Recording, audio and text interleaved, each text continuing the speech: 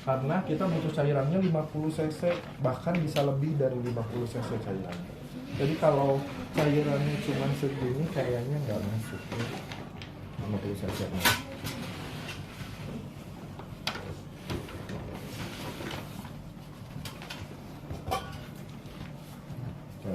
Nanti apa namanya yang ada di dalam sini itu teman-teman atur lagi, teman-teman butuh apa aja, kapasnya tujuannya buat apa. Misalnya kapasnya kita hanya butuh 3 buah, ya udah simpan aja 3 buah di sini ya. Kemudian apa lagi nih, ini kan nggak dibutuhin ya. Nah, ini kan udah ada, tutupnya mana ya? Ini tutupnya udah, oh tutup. Biar selalu steril, jadi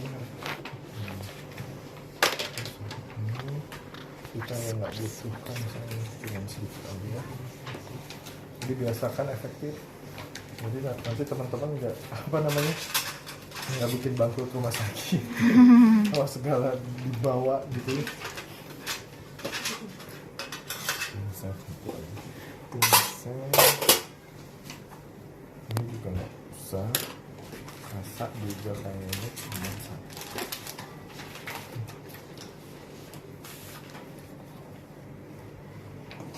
Oke ya.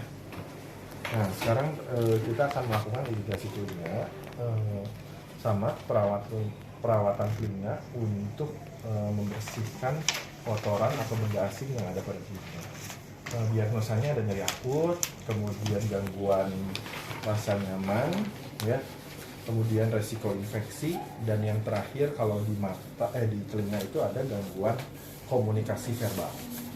Kenapa gangguan komunikasi verbal? Karena dengan pasien gangguan telinga biasanya komunikasinya jadi terganggu.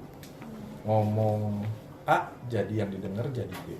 Nah, jadi ada gangguan komunikasi verbal pada pasien, ya. Kemudian indikasi pada pasien-pasien yang terjadi untuk membersihkan kotoran, adanya benda asing, ya, pendarahan. Ya, pendarahannya pada jaringan dinding-dinding telinga, ya, atau CAE. Kemudian apa lagi? Irigasi. Ada binatang misalnya, ya, irigasi. Kemudian terakhir kontraindikasinya nggak boleh pada pasien-pasien yang terjadi ruptur timpani, ya, ataupun pada fraktur basis krani. Fraktur basis krani itu pada pasien-pasien yang cedera kepala ringan sedang berat karena terjadi kebocoran CSS, cairan cerebrospinal. Kalau pada pasien-pasien yang seperti itu tidak boleh dipasang NGP, dan kita nggak boleh masukin sembarang alat ke hidung dan juga telinga, ya, karena saluran dari hidung, telinga ketika terjadinya kebocoran itu akan terhubung langsung ke otak. Jadi yang ditakutkan terjadinya infeksi, ya. Dan kalau misalnya dipasang NGT takutnya malah masuknya ke otak bukan ke sini karena terjadi kebocoran. Oke, itu. Kemudian selanjutnya kita akan melakukan irigasi telinga. Biasa ada prainteraksi, orientasi, tahap kerja, dan koordinasi. Tahap interaksi berarti kita tadi cek dulu validasi nama pasien di statusnya, betul ada keluhan pada telinga, kemudian indikasi kontraindikasi, dan selanjutnya cek alatnya. Cek alatnya semuanya ada ya kalau di telinga. Nah, kemudian selanjutnya kita ke tahap orientasi. Seperti biasa kita tanyakan kabar pasien. Bapak ini dengan Assalamualaikum Pak, dengan Bapak siapa ini? Umurnya berapa tahun Bapak? Oke, kita samakan di sini, ya.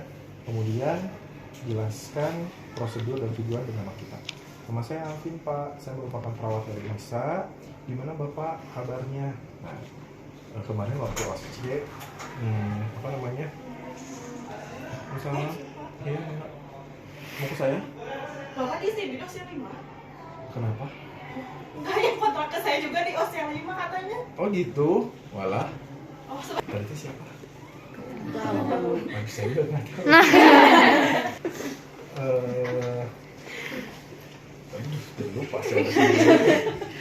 Oke, tadi sudah kita menjelaskan prosedur ya. Nah, waktu oske, ya nanti teman-teman mungkin mau mengalami ya. Nanti pada saat oske, memang pasiennya itu disetting pasien beneran. Kalau teman-teman pasiennya memang pasien gangguan telinga, ketika diajak ngobrol nggak nyambung. Jadi ketika yang ujian itu, ketika masuk, saya cerita aja. Siswa ujian oske masuk itu nih, Pak, apa kabar? Si pasiennya gini, hah?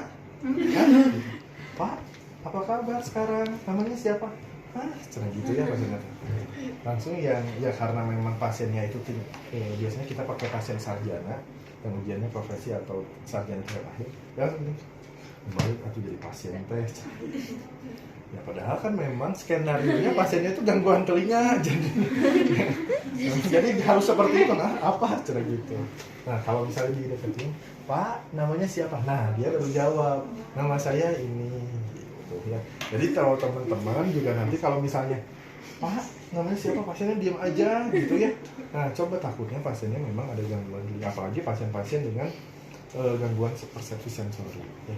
Jadi kita deketin, Pak namanya siapa? Nah si oh namanya ini, tanggal umurnya sekian. Oke, terus jelaskan, Pak saya kesini, saya mau ngebersihin telinga Bapak karena telinga Bapak ada beberapa kotoran, ada sakit, betul?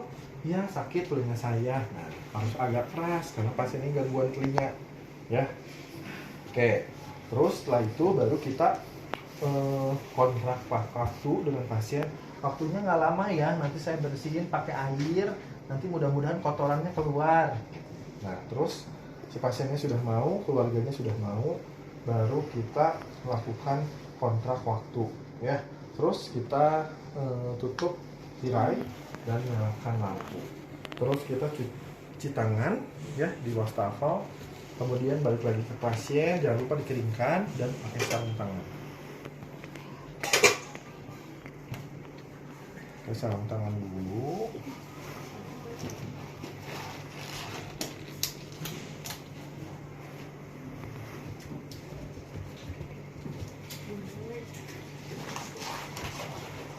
Oke, kemudian kalau untuk membersihkan telinga lebih mudah itu dengan posisi duduk pasien. Jadi kalau tiduran malah agak lebih sulit ya. Jadi kalau pasiennya sadar, ini pasiennya duduk ya. Ini bisa dikasih nggak, diputar? Oh ya, oke, nggak bisa bangun ya. Oke, Bapak duduk dulu boleh. Oke, misalnya pasiennya duduk ya. Terus Bapak kita mulai ya, baca basmalah dulu ya. Bismillahirrahmanirrahim. Oke, yang pertama teman-teman pasang dulu biar nggak bocor.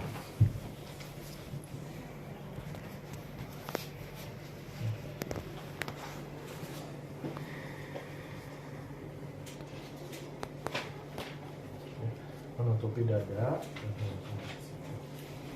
Oke, kemudian sudah beres yang ada di pasien, baru kita siapkan.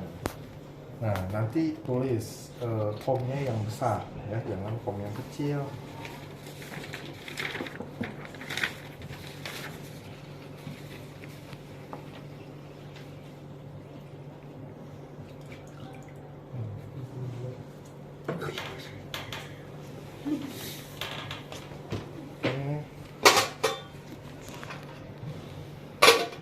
Terus baiknya ininya, ada yang ujungnya itu langsung seperti ini kayak yang buat NGT ya, ada yang seperti ini. Jadi kalau yang seperti ini teman-teman harus pakai, dan ini pengetahuan aja, tetap harus pakai yang seperti ini ya. Harus tetap pakai yang seperti ini. Tapi kalau teman-teman gunakan yang ujungnya runcing, nggak usah. Nah, jadi gini. Jadi tergantung ketemu splitnya ya, yang dimana nanti yang ada di rumah sakit. Kalau yang dari ujung seperti yang NGT kan tahu ya. Ini mah kan bukan buat NGT karena kecil ini. Nah ini mah buat siring pam, spam, buat masukin obat. Tapi kalau untuk yang irigasi telinga harusnya yang jom ya. Oke, kita ambil. Terus lama lagi kalau kayak gini mah ngambil 50 cc ini.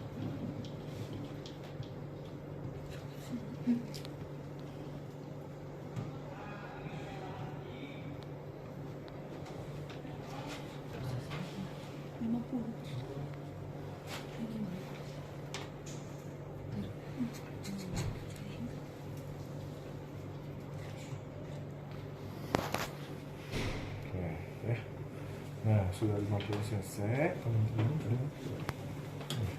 Ini yang baru ya? Tutupnya.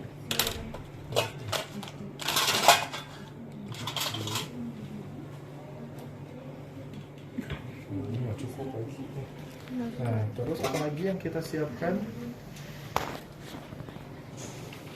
Kapasnya sudah ada, kemudian kasak ya, seperti biasa ya. Kalau telinga mah tidak seperti mata harus steril ya, bersih. Kita makanan biar pakai yang udah dibuka. Nah, kemudian selanjutnya kita dekatkan bengkok. Nah, seperti biasa, bengkok telinganya agak miring ya. Oke, terus apalagi yang kita siapkan? Nah, yang pertama kita cek dulu telinga dari pasien menggunakan otoskop. Ya, otoskop itu gini, ini lubang telinga teman-teman yang lihat. Kemudian nyalakan lampunya. Lama ini teh. Ini lubangnya benar apa? Kita itu lama bawa batu sih. Buat sampel. Batunya bukan. Bisa pakai pen gitu. Bisa pakai pen lagi ya. Kayak gini. Nah, nanti gini caranya. Tapi harusnya sih pakai ini ya pasangannya ya. Nah, gini. Nah, jadi ini kayak kaca pembesar jadi kelihatan. Ya. Bapak, punten ya. Sebelumnya kita lihat dulu. Nah, Bapak punten, cara mengeceknya bapaknya nengok ke sebelah sini. Kemudian telinganya kalau dewasa, telinganya tarik ke atas, kemudian tarik ke belakang. Kalau anak-anak tarik ke bawah baru ke belakang. Tujuannya gimana? Lubang telinga itu agak miring. Jadi kalau ditarik ke belakang jadi lurus. Gitu. Jadi kelihatan sampai dengan membran timpani. Ya. Punten ya Pak, ke atas, ke belakang. Kemudian kita lihat ada kotoran, lihat betul-betul membran timpaninya utuh. Takutnya udah dibersihin, membran timpaninya jadi sobek ya. Jadi pastikan dulu, jangan terlalu keras ya. Oke, sudah kita cek matanya, telinganya. Kemudian baru kita langsung bersihkan ya. Yang pertama, bersihkan dulu daun telinga. Jadi nggak langsung pakai. Oke. Apa punten saya bersihin dulu ya. Nah, ininya auricle eksternalnya kita bersihin dulu. Oke, sudah bersih. Kemudian baru kita semprot. Oke. Bapak, punten ya. Telinganya ya saya semprot dulu ya. Nah, ini kemudian kita semprotkan ke semprotkannya itu tidak ke gendang telinga langsung atau ke membran timpaninya, tapi ke dindingnya ya, nggak disemprotin langsung dan tidak terlalu keras ya.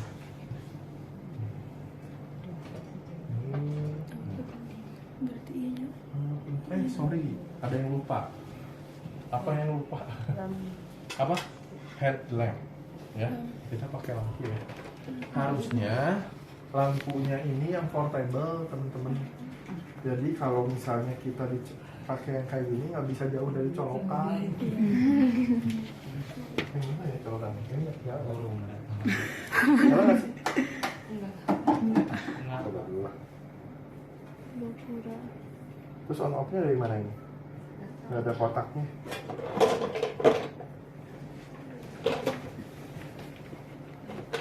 On off-nya dari mana? Ini ada baterainya Pak. Nah ini ada baterai. Hemat kali. Ini on off-nya dari mana? Nah juga kan kalau nggak coba langsung nggak tahu nih. Biasanya kalau yang gitu, yang gini tuh ada box lagi buat on off. Gitu. Ada on off.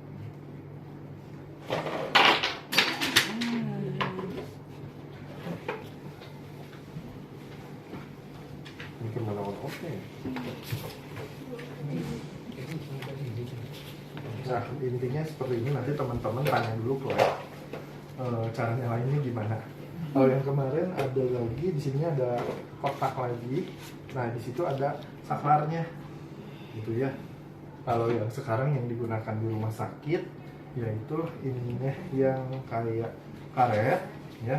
Terus kita bisa kencangkan, kemudian on off-nya ada di sini. Jadi yang portable, gitu mah ya. Jadi nggak ada, tapi harus dicas ataupun pakai baterai. Terus ini cara mengencangkan, mengendurkannya, ini teman-teman kendurkan dulu, terus baru dipasang di kepala, dipaskan dulu, kemudian ininya dirapatkan. Nah, dirapatin ini. Nah, sudah rapat, kencangkan. Mau diambilkan.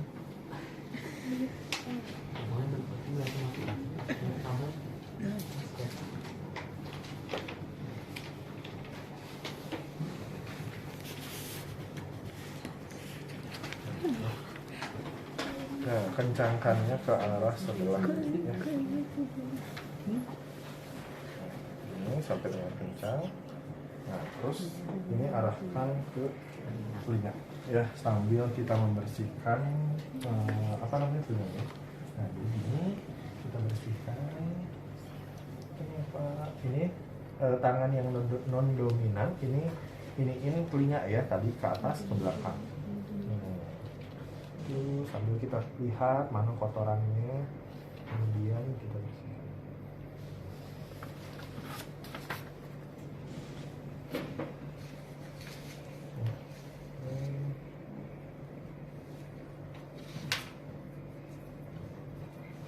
Oke, anggap ini sudah 50 cc masuk.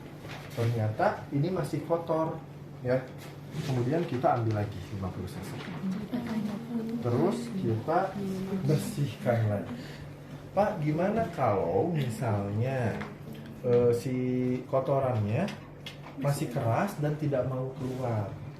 Kalau masih keras berarti tujuan kita irigasi aja dulu. Kalau pasiennya baru pertama kali ketemu, kita irigasi aja dulu. Kemudian nanti kita dokumentasikan bahwa masih terdapat kotoran yang keras, ya. Nah, kemudian kalau misalnya ada, bukan yang kayak gini ya, kalau yang di medis itu yang stainless, besi panjang, terus di ini tuh ada kayak untuk ngambil gitu ya, kayak gini. Nah, terus kita ambil coba. Kalau yang stainless kan steril ya. Nah, gini, oh iya susah, masih keras, ya sudah. Kalau masih keras, tapi kalau sudah empuk ya, sudah lunak, kita bisa ambil evakuasi langsung. Setelah kita evakuasi, irigasi lagi, ya gitu. Tapi kalau misalnya, oh ini kasusnya masih keras, ya udah teman-teman biarin aja kalau misalnya keras. Kalau ini, ya. Kemudian setelah itu, misalnya masih ada kotorannya, di akhir kita bersihkan telinganya. Sebelum dibersihkan, ya. Tadi untuk bersihkan telinga bisa menggunakan kasa ataupun kapas. Yang pertama kita gunakan kapas dulu, dari sini telinganya, bagian luarnya, kemudian kita sumbat selama 5-10 menit. Tujuannya supaya cairan yang ada di dalam terserap oleh kapas. Ya, sudah 10 menit kita buka. Tanyakan ke pasiennya, Bapak gimana sekarang perasaannya, telinganya? Oh sekarang agak nyaman, tapi masih agak ada yang menyumbat. Ya tadi memang ada kotoran yang memang masih keras Pak, jadi saya belum bisa keluarkan kotorannya. Namun untuk kotoran-kotoran yang kecil itu sudah mulai berkurang seperti itu ya. Oke Bapak, tindakannya sudah beres. Kita ucapkan alhamdulillah ya, alhamdulillahirabbil alamin. Kemudian saya izin sebentar untuk bereskan dulu alatnya. Ini kita bereskan. kemudian buka sarung keringkan dulu ya.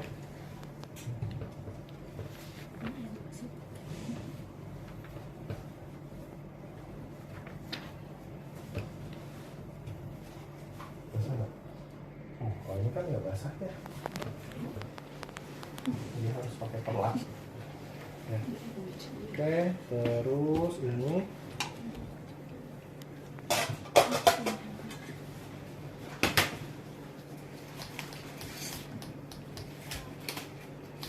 oke, Bapak tindakannya sudah beres, mudah-mudahan nanti telinganya sudah makin pulih ya Pak ya.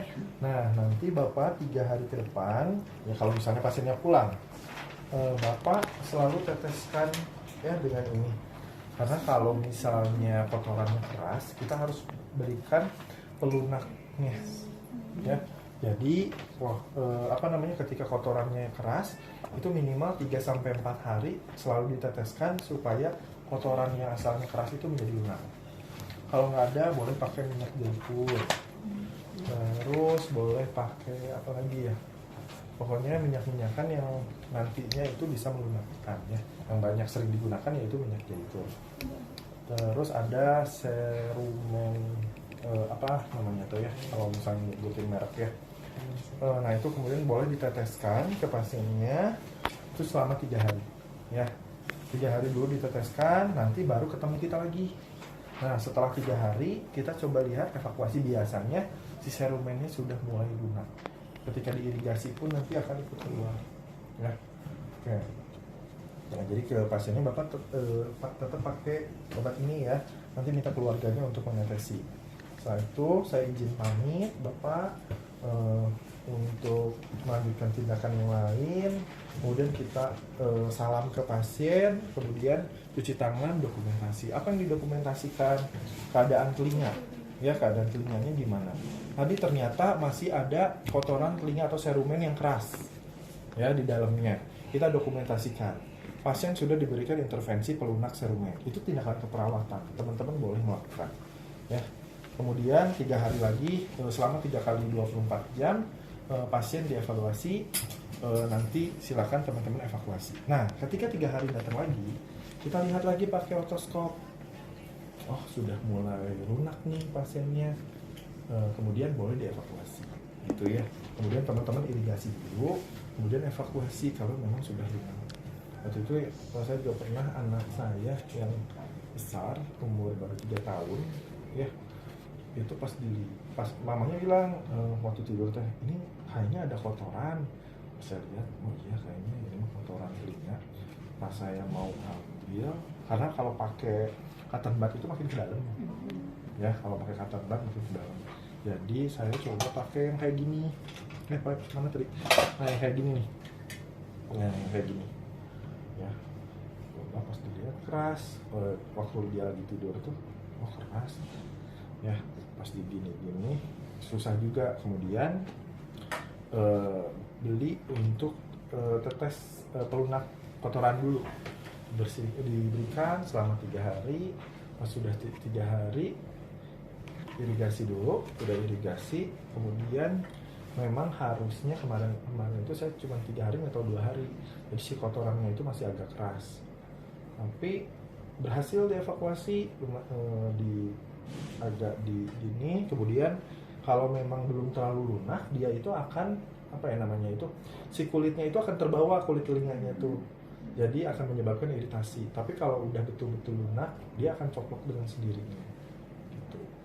Nah pas kayaknya cuma 3 hari atau 2 hari agak dipaksa, kebetulan anaknya lebih mau, ada kotorannya sudah gini nih. Ya kayak anak kecil kayaknya susah dibersihin dan keluar. Dan ya maksudnya ada kulit yang terbawa kalau misalnya memang si si kotorannya belum betul-betul lunak seperti itu. Jadi harus terus ditetesin juga. Nah, lumayan kan kalau ke THT itu bisa sampai 400-500 ribu cuman evakuasi kotoran telinga. Terus juga banyak kasus yang kemarin cotton bud, si kapasnya ketinggalan di dalam, orangnya nggak sadar juga kapasnya ketinggalan di dalam. Jadi kenapa asap penuh aja telinga tuh, pas dilihat ternyata kapas cotton bud ketinggalan di dalam. Ingatnya udah seminggu, maksudnya keluhan itu muncul ketika sudah seminggu. Jadi kan sudah tertumpuk sama kotoran telinga, ya akhirnya sama diberikan dulu tes telinga biar lunak, kemudian baru bisa dievakuasi. Dan itu tindakannya ya teman-teman kalau misalnya ada keluarga kan bisa dilakukan untuk keluarga terima atau teman atau saudara gitu ya. Nah itu untuk kotoran telinga. Terus kemudian di dasar tilik ada H2O2 ya. H2O2 itu buat pasien-pasien yang luka. Ya. Jadi kalau pasiennya luka itu boleh diberikan H2O2. Tapi jadi nanti kalau jangan heran kalau misalnya tapi dicampur air H2O2-nya dimasukkan ke telinga terus langsung ngebusa kayak yang ngegolak gitu ya telinganya tuh. Nah itu H2O2. Jadi kalau misalnya H2O2 itu ketika ada luka dikasih H2O2 itu untuk membersihkan luka agar lebih bersih gitu ya. Gitu untuk tetes telinga. Ada lagi yang kelewat nggak tadi? Untuk kita juga maksudnya sekarang sudah tidak buka mulut tapi telinganya yang diangkat dan ditarik ke belakang. Jadi harapannya ketika kita buka mulut itu si telinga itu akan tertarik ke belakang. Tapi sekarang itu direkomendasikan ditarik aja ke belakang. Ya. Ada lagi yang berbeda? Dan nanti cairannya tetap pakai irigasi water, NaCl, ya. Ini karena bukan mata jadi nggak pakai bore water ya. Sama tadi Aquades dan juga ini air mineral, ya. Ada lagi yang mau ditanyakan? Kalau buat demprot, ininya ada jaraknya. Ya, itu sama ya jaraknya di 2,5. Yang disemprotkan yang penting enggak langsung ke gendang telinganya ke sini, tapi ke pinggir-pinggir disemprotkan ke bagian kotoran-kotoran. Nanti kotorannya akan keluar. Pastikan si cairannya itu di akhir kita cek lagi menggunakan otoskop. Pastikan tidak sebelum kita tutup, sebelum kita tinggalkan ke pasien sudah ditutup. Kita pastikan kotorannya sudah masih ada atau enggak untuk bahan evaluasi. Ya. Misalnya masih banyak cairannya nih di dalam. Kalau banyak cairannya, silakan teman-teman keluarkan dulu. Bisa menggunakan kapas, ya. Oke, jadi kapas dimasukkan ke dalam, kemudian nanti si kapas itu akan menguap cairan. Jadi kalau teman-teman keramas, cairannya masih jalan itu boleh pakai kapas, jangan dimasukin lagi cairan. Itu waktu banyak cairan. Ya. Ya kalau misalnya berhasil ya syukur, tapi kalau nggak berhasil ya pakai kapas. Ya. Atau loncat-loncat terus gitu. Ya. Oke, gitu. Ada lagi yang ditanyakan? So, kalau nggak ada, silakan kita tuh pakai 2 set